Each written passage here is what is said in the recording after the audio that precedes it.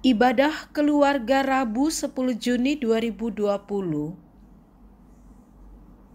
Di hari ini di Minggu Trinitas. Terambil dari Injil Yohanes 4 ayat 11 sampai 26. Bertopikkan, berikan yang aku butuhkan. Percakapan Yesus dengan perempuan Samaria adalah percakapan yang luar biasa. Percakapan ini dan seluruh penulisan Injil Yohanes, dia mempunyai tujuan dari keseluruh pasal-pasalnya.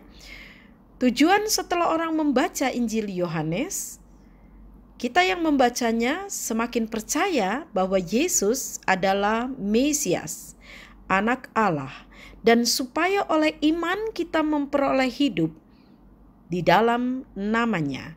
Itu terdapat di akhir penulisan Injil Yohanes 20 ayat 31. Jadi membaca keseluruhan Injil Yohanes, dia bermuara kepada satu tujuan. Kalau kita baca, kita renungkan, kita percaya pada Yesus yang adalah Mesias, Anak Allah. Dan supaya kita beriman dan kita beroleh hidup dalam namanya.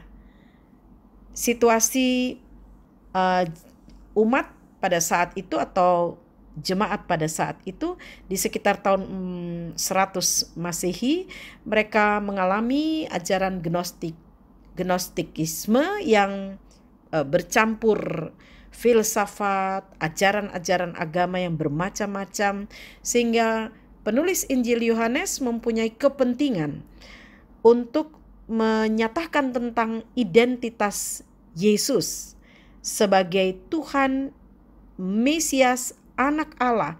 Dan identitas Yesus inilah yang mau ditunjukkan lewat berbagai percakapan, seperti percakapan Yesus dan Nikodemus. Akhirnya Nikodemus bisa memahami siapakah Yesus yang adalah Tuhan dan Juru Selamat. Jadi Allah di dalam Yesus itu. Lalu kemudian sekarang di pasal yang keempat dari Injil ini, percakapan dengan perempuan Samaria. Gaya bahasanya, cirinya tetap sama. Dari kesalahpahaman, ketidakmengertian, sampai kepada inti pengertian dan pemahaman yang benar. Kalau Nikodemus tentang lahir kembali, tetapi dengan perempuan Samaria ini mengambil contoh dengan air minum, air kehidupan. Nah, apakah Yesus pura-pura haus? Pasti tidak. Yesus sungguh-sungguh haus. Mari kita lihat ayat 6 dari pasal 4 ini. Di situ terdapat sumur Yakub. Yesus sangat letih oleh perjalanan, karena itu ia duduk di pinggir sumur itu. Hari kira-kira pukul 12. Data ini menunjukkan di sumur Yakub, Yesus sangat letih oleh perjalanan, lalu kemudian dia duduk di pinggir sumur, itu kira-kira pukul 12 siang, yang mataharinya panas terik begitu. Jadi Yesus sungguh-sungguh haus. Ia tidak pura-pura haus supaya dapat berbicara dengan perempuan Samaria itu. Mulai dari Yesus meminta minum dan perempuan Samaria itu mengatakan, "Masakan engkau seorang Yahudi minta minum kepadaku seorang Samaria?" Sebab orang Yahudi tidak bergaul dengan orang Samaria. Mengapa Yesus lintas ini? Jadi menembusi tembok ini, tembok budaya. Laki-laki tidak bergaul dengan perempuan atau tidak bisa menyapa dengan perempuan di sembarang tempat. Lalu kemudian orang Yahudi tidak bergaul dengan orang Samaria.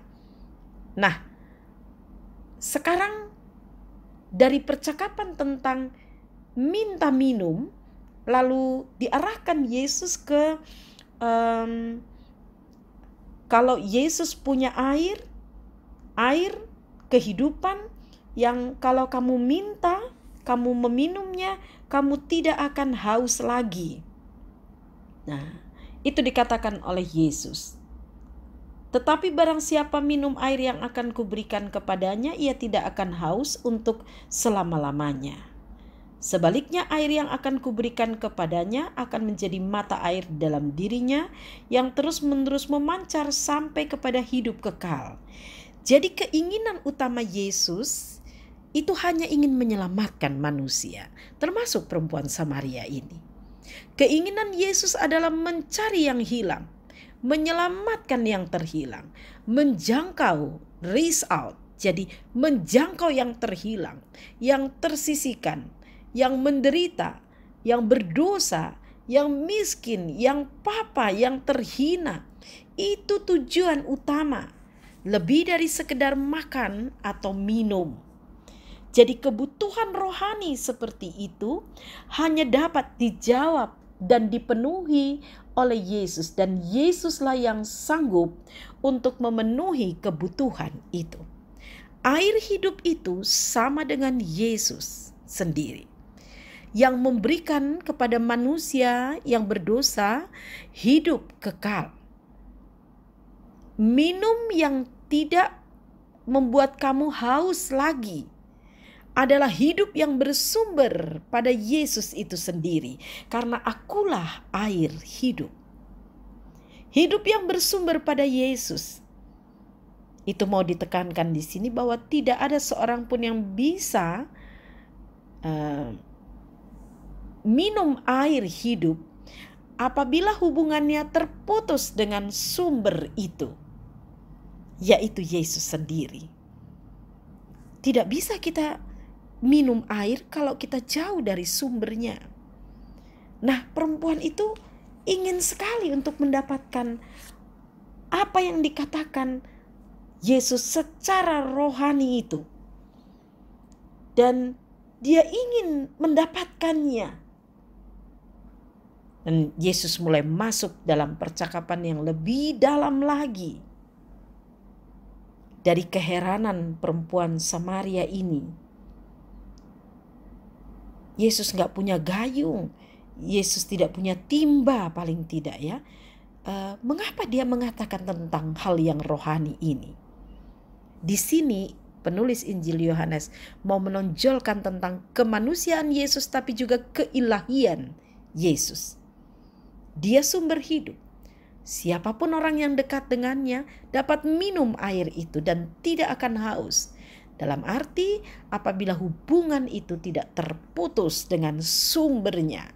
Petrus katakan simbol orang yang terputus kehidupannya, persekutuan hidupnya dengan Yesus dengan mata air yang kering. Diumpamakan dengan mata air yang kering. Jadi pentingnya kembali kepada sumber. Lalu Yesus masuk dalam percakapan lebih lanjut. Kalau kita baca ayat-ayat lebih lanjutnya, Yesus masuk menjelaskan kepada perempuan Samaria ini tentang hal yang lebih mendalam, yaitu tentang menyembah Tuhan di dalam roh dan kebenaran. Itu dapat dilakukan bila kita dapatkan kasih karunia itu.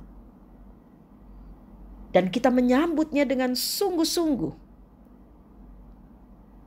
Memberi diri di dalam Tuhan. Jadi ajaran Yesus adalah harus menyembah Allah di dalam roh dan kebenaran. Kebenaran itu adalah ciri Allah. Hakikat roh adalah kebenaran.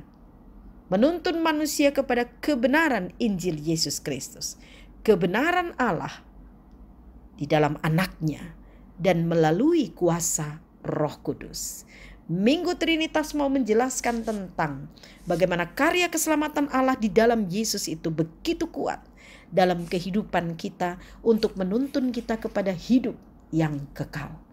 Datang bersekutu kepada Yesus, lalu kemudian menyembah Dia di dalam roh dan kebenaran. Pertanyaannya adalah, apa yang kita pahami tentang air hidup dalam pembacaan ini? Siapa yang disebut dengan air hidup itu? Bukan sekedar minum air. Dan apa manfaatnya? Apa dampaknya kalau kita minum air yang ditawarkan oleh Yesus itu? Menurut kita, kedua ya, menurut kita apa yang sesungguhnya paling dibutuhkan oleh perempuan Samaria ini? Mengapa? Apa yang paling dibutuhkan oleh perempuan Samaria ini? Dan mengapa? Sesuatu yang rohani, yaitu Yesus itu sendiri. Yang ketiga, dalam konteks kehidupan saat ini, apa sesungguhnya yang paling saudara butuhkan? Dan mengapa? Lalu kita meneladani Yesus ya. Cari yang hilang. Cari yang lemah. Berikan kepada mereka tentang makna kehidupan yang sesungguhnya. Mari berelasi dengan sesama, sehingga kita mengerti apa kebutuhan yang paling mendasar, lebih dari sekedar makan dan minum. Itu adalah kondisi kehidupan kita di pandemi COVID-19 ini. Merasa takut, cemas, khawatir, kekurangan dan berbagai hal. Dan kita membutuhkan Tuhan dalam hidup kita untuk memenuhi kehidupan ini dengan kehidupan yang sesungguhnya. Hanya dengan persekutuan dengan Tuhan, kita akan mengalami kelegaan, kita akan mengalami damai, kita akan mengalami keselamatan. Bukankah tanpa air kita tidak dapat hidup? Mari bersekutu dengan Tuhan, mari menyembah Dia dalam roh dan kebenaran, dan Dia akan menunjukkan kepada kita tidak membeda-bedakan orang. Yesus lintas batas.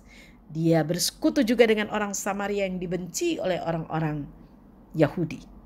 Dan lihat Yesus membangun sehingga hampir keseluruhan kota Samaria menjadi percaya kepada Tuhan Yesus dari mendengarkan apa yang dikatakan oleh perempuan itu tentang Yesus adalah Mesias, Anak Allah yang hidup.